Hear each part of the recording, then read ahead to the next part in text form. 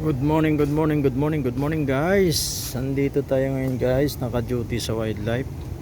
December 25, araw ng Pasko guys. So dito tayo ngayon sa wildlife guys, naka-duty. Paskong Pasko. Guys, kanina wala pang ganong mga tao na mamasyal dito. So ngayon, ito na at 11 o'clock na. So parami dito yung tao sa amin. Sa kabila guys, tingnan sa kabila. Ayan, mga namamasyal doon sa kabila. Ito guys ay lagon to, lagon. Yung lagon namin guys, hindi ito naubusan ng tubig dahil ito mayroong ano sa ilalim to, puro adobe to, tapos may bukal, kaya hindi siya naubusan ng tubig. Kaya tag-init may tubig to. So marami namamasyal ngayon guys dito. Kanina wala pa, ngayon marami na. Ayan na sila. Yan. Yan, may namamasyal na. Lalo mamaya guys, mamayang hapon. Mamayang hapon guys, marami namamasyal dito mamaya. So ngayon guys, maaga pa lang, medyo wala pang gaanong tao. Yan. Yan yung mga nagpipiknik sila, kakain. Kumakain sila dyan. Yan, kakain sila. Yan, yung iba doon. So hindi pa yan guys, mamaya mapupuno to hanggang doon, kasi ang wildlife guys nasa 24 hectare to guys. Itong tinatayuan ko guys, kung saan ako, nandito ako sa may tea house. Dito guys yung tea house, may tabi lang ng ilog. So nirent to guys, nirent to.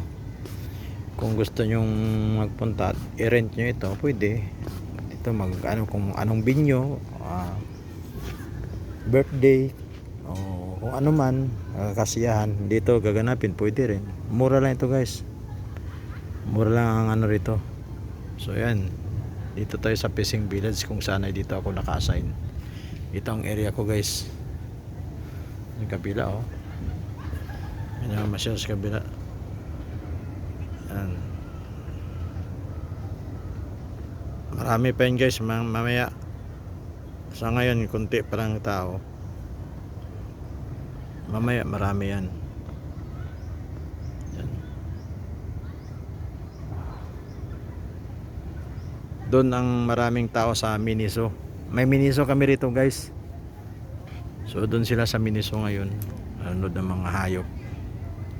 So ito naman ang park pasyalan, malawak to.